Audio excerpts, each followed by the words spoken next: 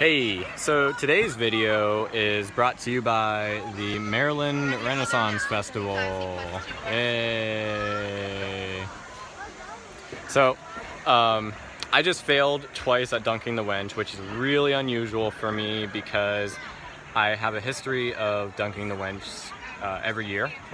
And this is really a sore point for me because, well, I have a reputation to uphold here.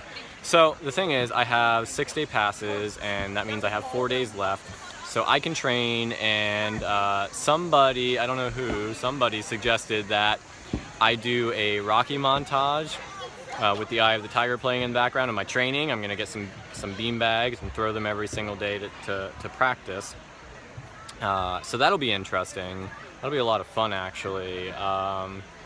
So last time, actually, yeah, if you've been keeping up with these videos, last time you saw my reaction video to the, or not reaction video in that sense, but like the whole fact that we didn't hydrate well, we stayed in the sun too much. So thankfully, or not thankfully, summer is kind of ending, which is a really weird thing. But it hasn't been as hot today, and we haven't drank, or I haven't drank at least, as much. So I should be fine leaving the festival today and not like feel so miserable, which is a good thing.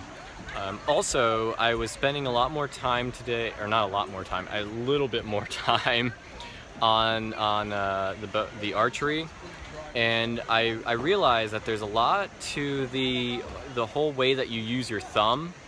Or I guess how you hold the bow, and so like there's a lot more control based on not controlling the bow. If you just kind of like hold it loosely with your thumb, more than anything, like it's a tension against the bow. It seemed to do well overall. I mean, as I shot more arrows, I started to like overthink it and do less well. But anyway, the point is, it's a lot of fun, and I think I'm getting better. And it's one of those things, like, it's so silly an idea, but I really enjoy like refining a process and getting better at something, like analyzing. So all right, so you shoot one arrow and you analyze what happened, what you did, what happened, and you take those lessons and you try to use them the next time around and do better with your next shot, and you just do that over and over and over again. And I mean, that's what I'm talking about with like everything, you know. I'm saying that about a sport like archery, but that's also what I say about a lot of other things in life, like your whole refinement of your process. If you're a creative person, if you're a salesperson, if you, I'm doing like really good hand talking here. It's unfortunate that you can't see it on my video. But it's the whole refinement of process and consistent practice and intentional practice. And that's a big discussion all in its own. Intentional practice versus just kind of general practice, where it's not about doing something every day. It's about doing something every day with a focus on what you're going to improve when you do it that day. So in archery, maybe I'm not going to worry about most of what I'm doing. Maybe in archery, what I'm going to worry about is what am I doing with my left hand? How am I holding the bow? How am I gripping the bow? How am I letting the bow kind of fall out of my hand? You know, and then once I experiment with that and I find out where is the best way to do it, what am I doing the next day with my right hand? How am I holding the string? How am I releasing the bow? You know, and like these little micro, like break it down to the smallest component that you can control, the smallest factor, and see what you can really do with that. And you know, just it's all about experimentation, and in that experimentation, doing that every day, you know, or as often as you can. So like I can't come to the Renaissance Festival every day, but I can get a bow and arrow at home, and I can do it that way and practice every day. And it really is important to practice every day. I used to teach people how to code, and I had a lot of people who were like, oh yeah, well, I'll practice like 3 hours a week. And it's like, well, then you're not going to learn anything. Just deal with it. And it's really about, you have to do it every day.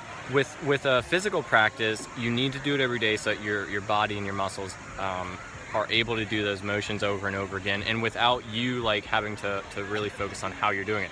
With a mental practice, it's really about shortening the amount of time that it takes to actually get into sort of the zone, that element where you're functioning at your highest levels, because it doesn't really help if you're turning the gears at like a low level. Like if you're just kind of practicing without having a whole lot of idea about what's going on, you really need to be focusing at your peak efficiency level. This is peak efficiency right here. This is the peak efficiency. This gentle-ish man has honed his art over the years, and he has practiced at peak proficiency again and again and again. And he doesn't let like good days and bad days get in the middle of it. He saw us standing over here or sitting and leaning, and he said, I have practiced for this exact moment. This moment right here. Every single moment like this is the one moment that it all comes down to.